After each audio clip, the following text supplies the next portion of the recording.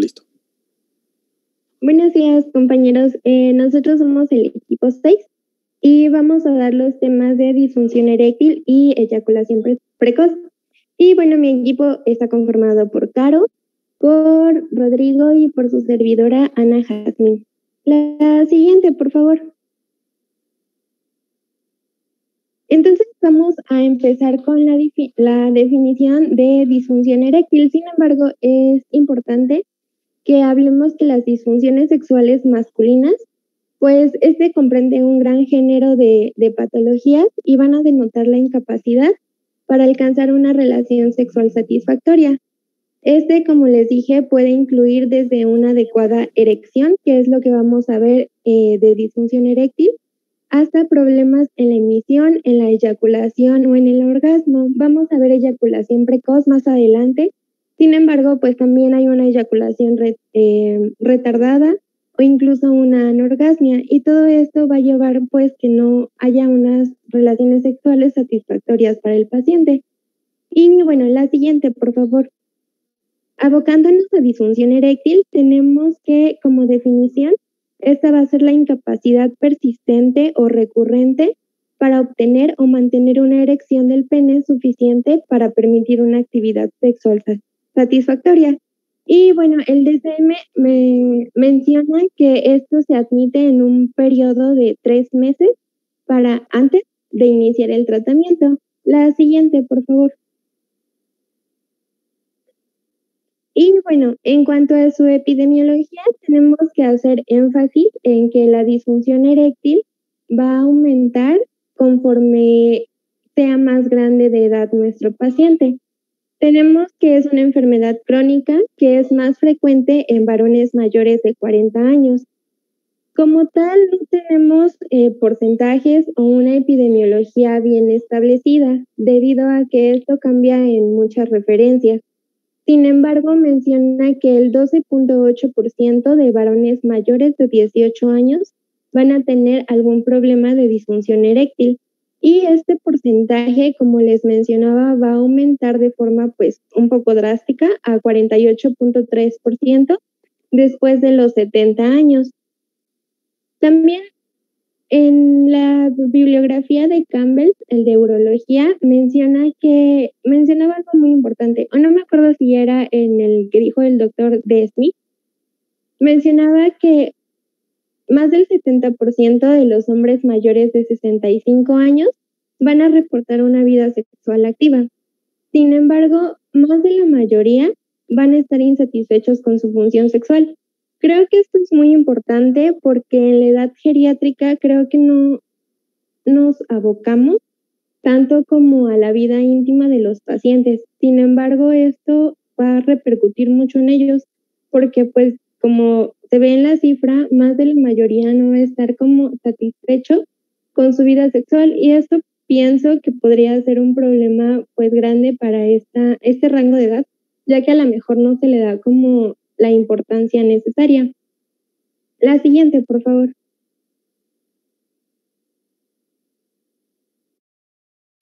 Bueno, vamos a hablar un poquito sobre la fisiología de la erección y vamos a dar un repaso leve de todo, muy rápido.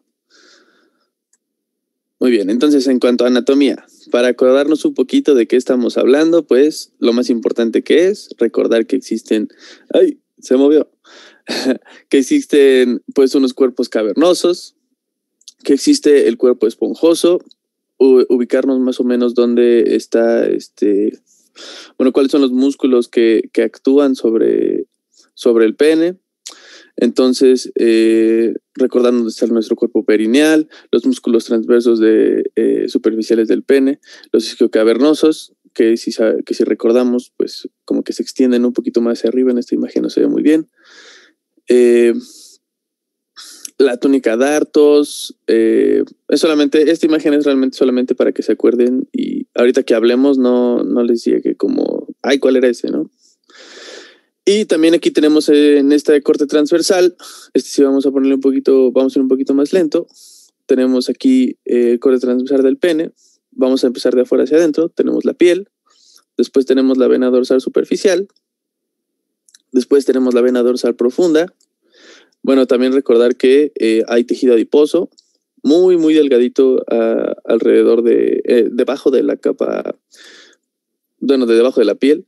Tenemos venas laterales superficiales, después tenemos arterias y nervios dorsales, después tenemos el cuerpo cavernoso junto con la túnica albuginea y pues si se dan cuenta tiene como estas, pues digamos como hoyitos, no sé cómo decirle, como lagunitas que se ven, que son los sinusoides, no hay que olvidarlos, porque son muy importantes sobre lo que vamos a hablar. Tenemos la arteria profunda. Recordar que todo esto está recubierto por la fascia profunda o de Bock. Hay un septum que divide los cuerpos cavernosos del cuerpo esponjoso. Y dentro del cuerpo esponjoso, no olvidar también que tenemos a la uretra. Muy bien. Entonces ya con ese súper rápido repaso, continuamos. Todavía hay algunas arterias que tenemos que acordarnos porque recuerden que pues esto de la erección es algo muy vascular. Entonces, ¿cuáles son las que más nos interesan aquí? Ya las hablamos hace ratito, pero este plano es como un poquito más profundo, saber de dónde vienen. Tenemos la arteria y nervios dorsales del pene. Los tenemos acá de este lado. Y de este lado, más o menos por aquí es superior. A esta vista es como si estuviéramos viendo igual que aquí. Ajá. Solamente que habremos quitado ya el pene y digamos como todos estos músculos, ¿no? Aunque bueno, digamos que es como exactamente este triangulito de aquí. Tenemos también la arteria profunda del pene, la arteria del bulbo. Recordemos que el bulbo es como la parte inferior. Nos referimos a esta parte. La vena dorsal profunda, que ya hablamos ahorita de ella. Recuerden que era como la que estaba más superior dentro de este corte transversal. Era esta. Ajá. Y bueno, básicamente esos son los más importantes. ¿Ok? Espero que hasta aquí no haya ninguna duda. También tenemos la arteria uretral, etcétera, etcétera. Y bien, nada más es para darnos otra idea de más o menos cómo está, digamos, ya no en el corte transversal, sino en uno, digamos, si nos pusiéramos en sagital. Tenemos la arteria pudenda interna, la arteria dorsal, y si recuerdan que hablábamos que había unas arterias helicinas. Bueno, si no me falla la memoria en este mismo momento, porque todavía es muy temprano, estaban conformadas por la rama uretral y las arterias dorsales del pene, que se iban, digamos, como a unir. Y ahorita vamos a ver cómo funcionan exactamente para que se haga este mecanismo. Pero no hay que olvidar cómo están aquí. Y del otro lado ya tenemos el drenaje venoso, que es un poquito más complejo. Está llena de plexos. Pues es una estructura muy vascularizada.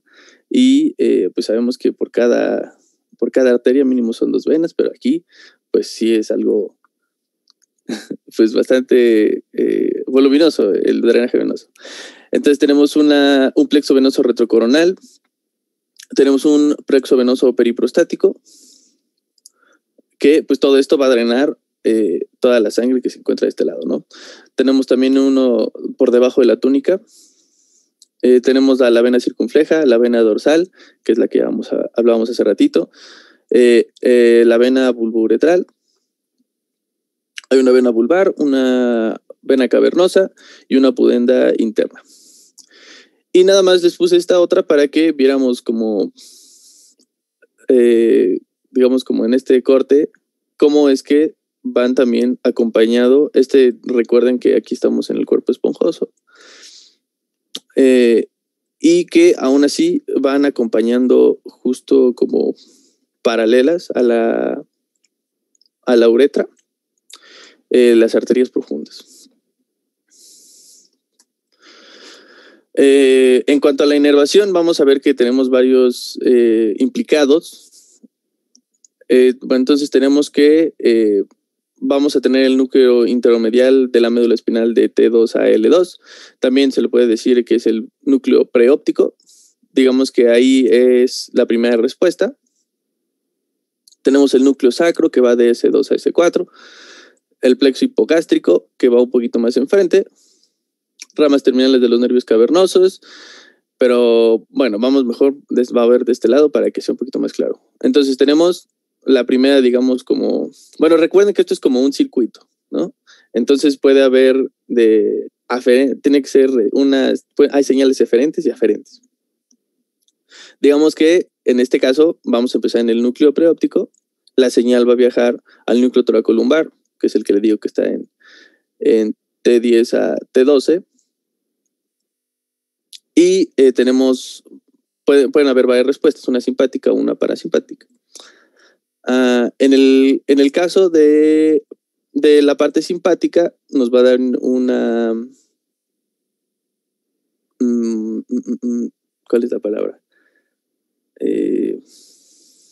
Cuando digamos en este momento impulso, aunque no es la palabra correcta, negativo y otro positivo. Ajá. O puede ir hacia el núcleo sacro, que nos lleva hacia el plexo hipogástrico, que activa los nervios parasimpáticos. Ambos pasan por el plexo pélvico. Y pues llegan a los nervios dorsales del pene, donde pues ahorita vamos a ver más cómo funcionan. Esto nada más para que nos demos una idea de quiénes estamos hablando. También es llamado, el núcleo sacro también es llamado núcleo de Onuf, que también es el centro de motoneuronas somáticas. Recordemos que pues es somático y autónomo porque de alguna forma sí tiene... Es autónomo porque sí la respuesta, digamos que es como... Es respuesta a lo que está percibiendo, en este caso el pene. Vamos a ver que hay diferentes tipos de estímulos, pero también la persona pues tiene cierta forma de controlarlo. Pero es como algo en medio porque no es 100%, ni 100% autónomo, ni 100% digamos como controlable. Bueno, tenemos el nervio pudendo, que inerva a los músculos bulbocavernosos e isquiocavernosos. Y en encéfalo, lo que se dice también, además del núcleo preóptico que está implicado, es el núcleo paraventricular del hipotálamo, la materia gris del periacueducto del mesencéfalo y el núcleo parato gigantocelular de la médula. Que bueno, pues sabemos que son estructuras acá adentro, ¿no? Y aquí es más o menos el mismo trayecto de cómo va, pero digamos que un poquito más esquematizado, y que es importante conocer que también va a pasar por varios, digamos, como estructuras especiales que dan pues, que nos habla un poquito sobre dónde se controla, ¿no? Entonces, tenemos el ápice de la próstata, el esfínter externo, que pues ese sí es controlable, el bulbo del pene, el hilio del pene. Y de este lado es más o menos lo mismo. Tenemos aquí nuestro núcleo de Onuf, el que lavábamos, que es el plexo sacro, sale el nervio pudendo, nervio dorsal y lo que decíamos, ¿no? Que las ramas terminales, se me movió para el otro lado, que las ramas terminales de los nervios cavernosos era lo que iban a ser responsables de la tumefacción y la destumefacción, que vamos a hablar un poquito todavía más específico sobre esto, que es lo importante. Entonces, el mecanismo de erección. Primero, hay que pensar que es una erección. Es un fenómeno vascular tisular complejo que requiere la participación y coordinación de varios sistemas de regulación, ¿no? No nos dijo nada de eso, pero pues es un fenómeno vascular tisular, ¿no? Está sujeta a la influencia de factores psicológicos, relaciones hormonales, neurológicos, vasculares y tisulares. Entonces, muchos implicados. ¿Qué va a pasar? Vamos a tener que nervios autónomos nos van a dar el atrapamiento de la sangre en cuerpos cavernosos y nervios somáticos nos va a dar la contracción del músculo isquiocavernoso.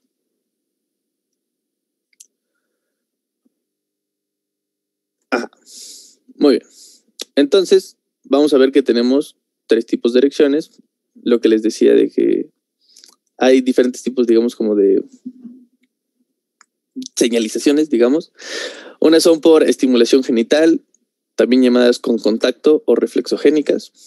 Estas son inducidas por la estimulación táctil del área genital ya sea propia o de un externo, por estimulación central sin contacto psicogénica. Surge de recuerdos, fantasía, estimulación visual o auditiva. También tenemos de origen central, también llamada nocturna. Y estas son espontáneas, pueden ocurrir sin ningún tipo de estimulación o durante la fase del sueño REM.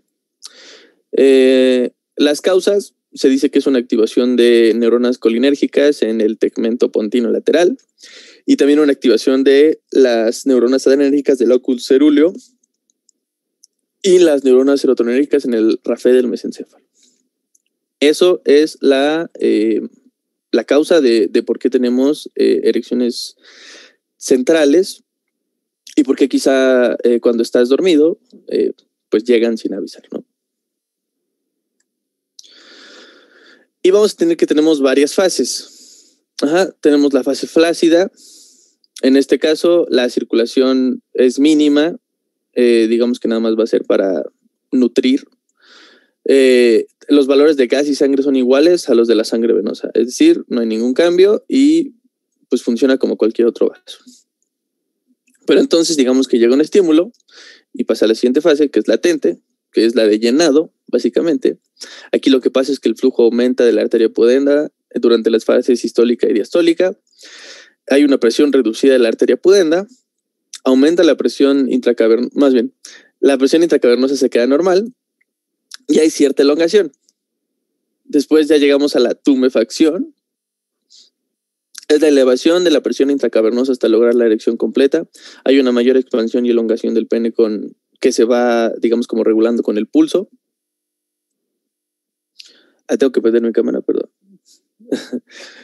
Ajá. Estoy en pijama. Entonces, después, otra cosa que va a pasar es el flujo arterial reducido, se va reduciendo a medida que la presión se eleva. Es decir, que mientras más vaya, digamos, como llenándose, va a aumentar la presión por dentro, pero el flujo arterial se va a disminuir. Entonces, digamos que va a dejar de pasar sangre.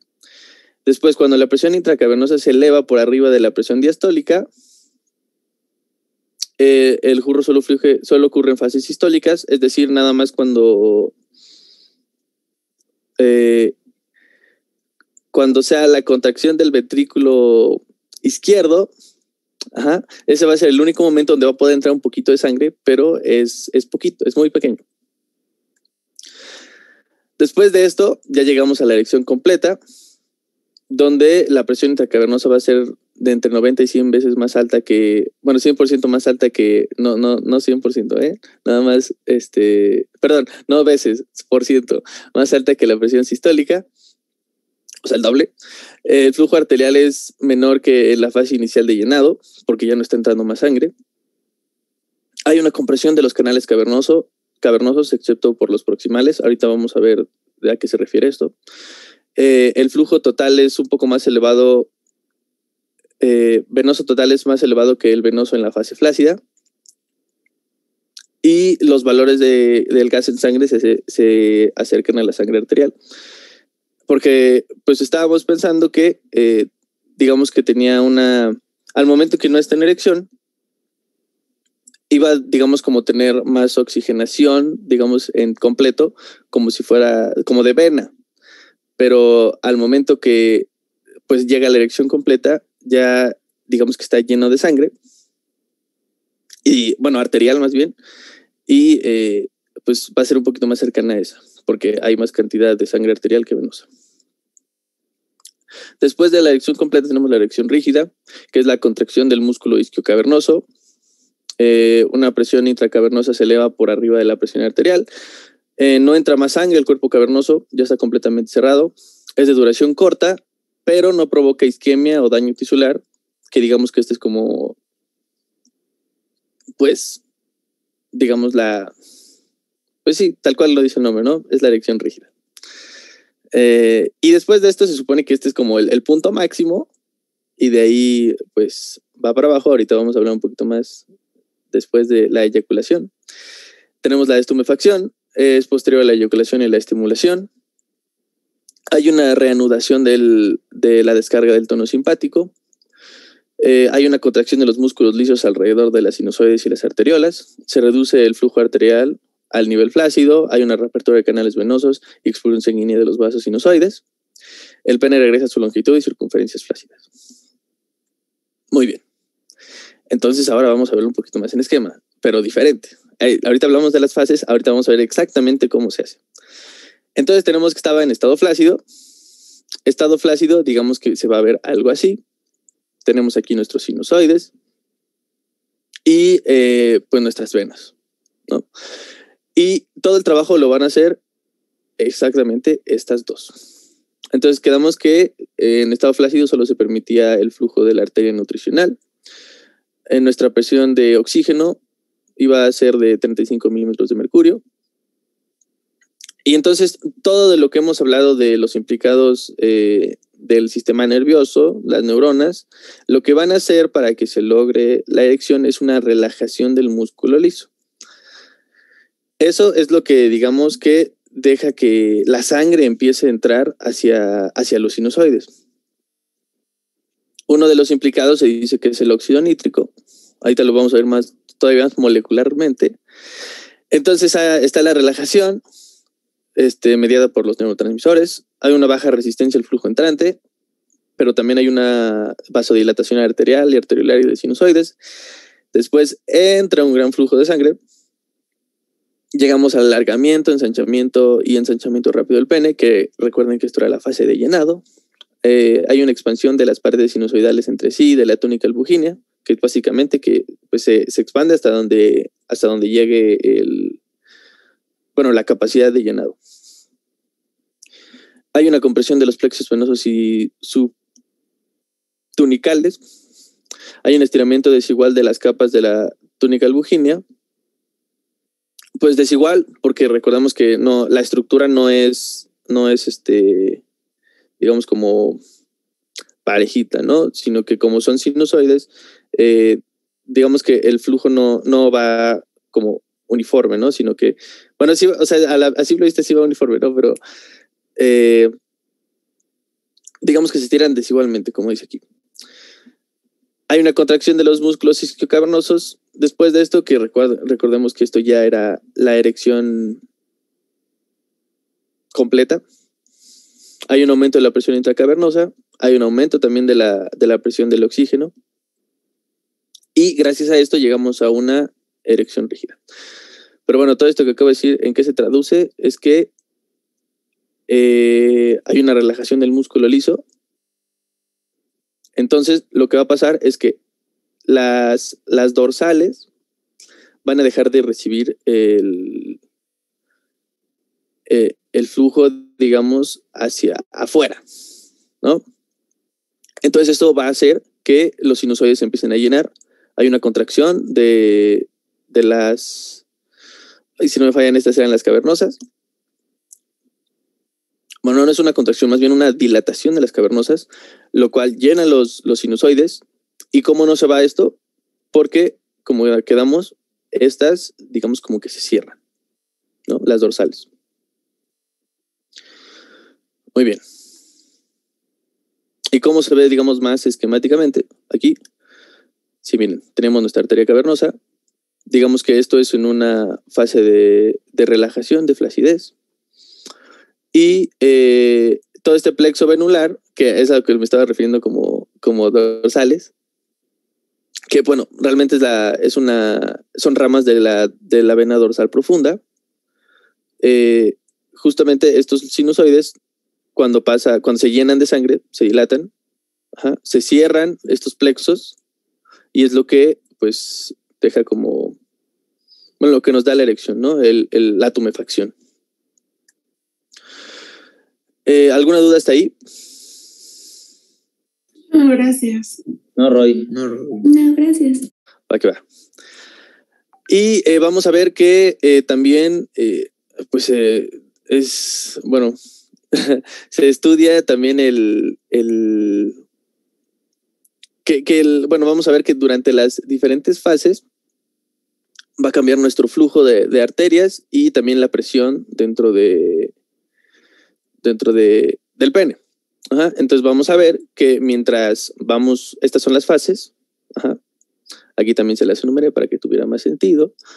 Va a ser que pues el flujo aumenta. Por ejemplo, aquí estamos en nuestra fase de relajación, entramos a la fase de llenado, que aquí estamos hablando de pues arterial. Entonces entra el llenado, llega la tumefacción, donde deja de entrar, entra todavía poquito, quedamos que nada más era en las partes de contracción, ¿no? En sistólicas, perdón.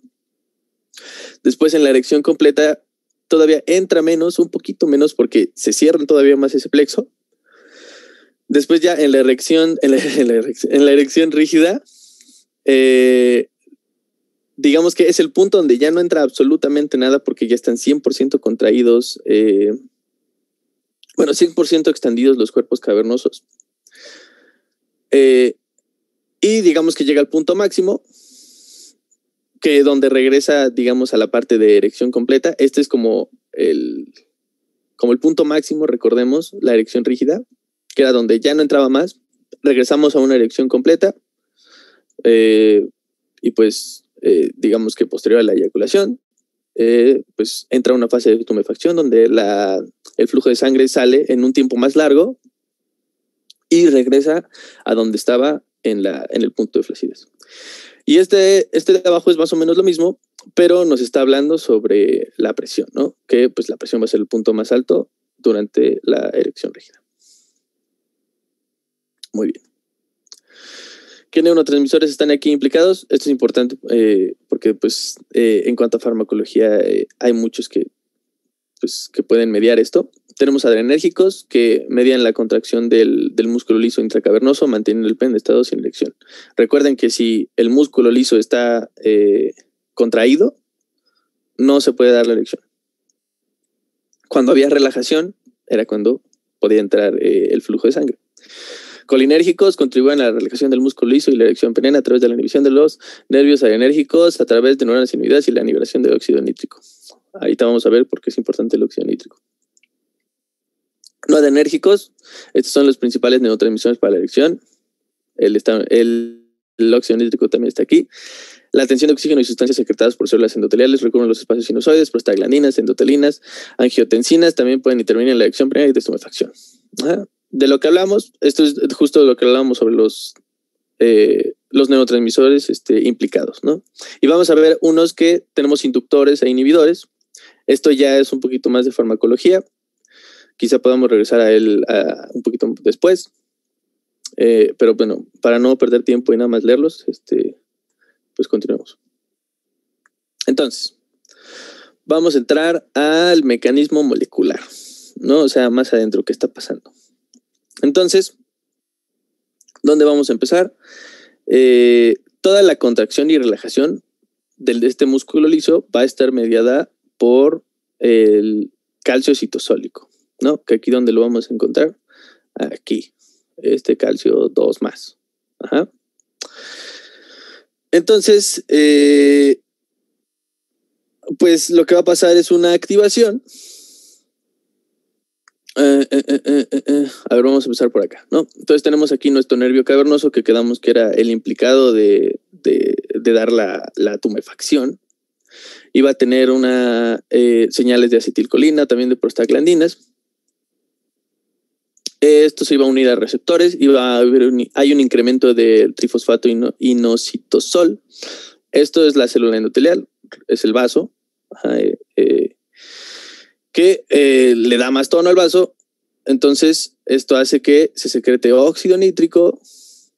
Aquí también teníamos la ayuda del sistema adrenérgico y colinérgico, lo cual activa la guanilciclasa, el GTP, lo que lo convierte hacia CGMP, que es la cinasa de proteína específica, que actúa sobre el retículo endoplásmico.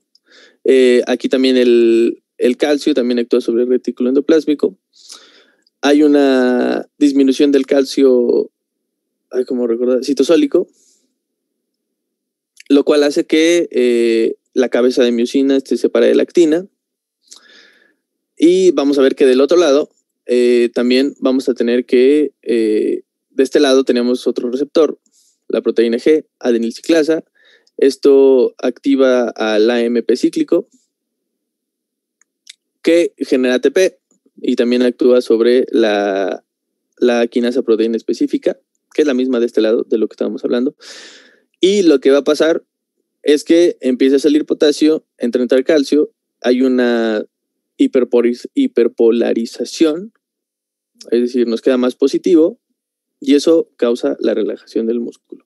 Y también tenemos varias vías de inhibición de esto, que recuerden, si alcanzan a leer rápido, del cuadro pasado, aquí entra el sildenafil, la paperibina, el saproinost, aquí también actúa la paperidina, que son pues como unos inhibidores más, bueno, digamos sintéticos.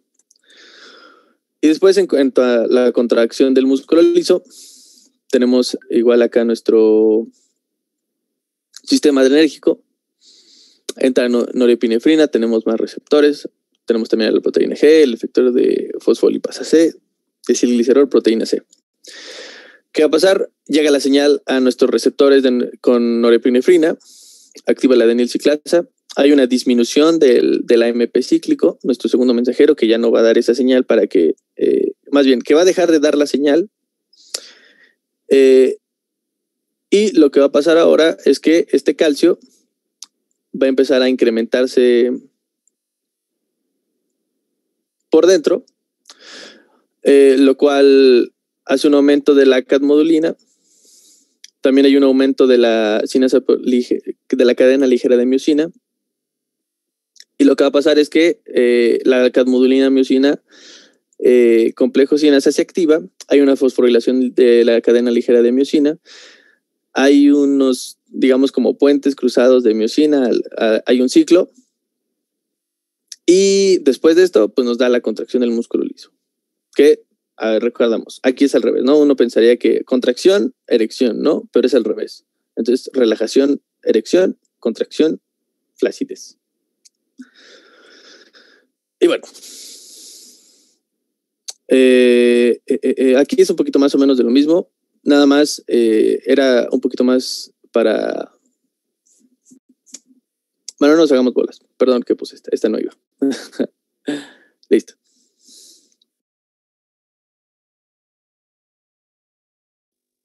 Bueno, sí se oye bien. Es que ahorita estaba teniendo como problemas raros con el internet. Pero si se deja de escuchar, me dicen. Y bueno, dentro de la clasificación, esta se va a dividir primero en la disfunción eréctil, debido a causas psicógenas. Esta van a ser tanto de tipo generalizado como una inhibición, una inhibición generalizada o una falta de respuesta sexual generalizada. Esto pues puede ser por una falta de estimulación sexual, incluso hasta trastornos crónicos de intimidad sexual. La siguiente clasificación en este cuadrito aparece es la tipo 2, que sería una tipo situacional. Aquí entran pues situaciones relacionadas con la pareja y relacionadas también con el desempeño del paciente.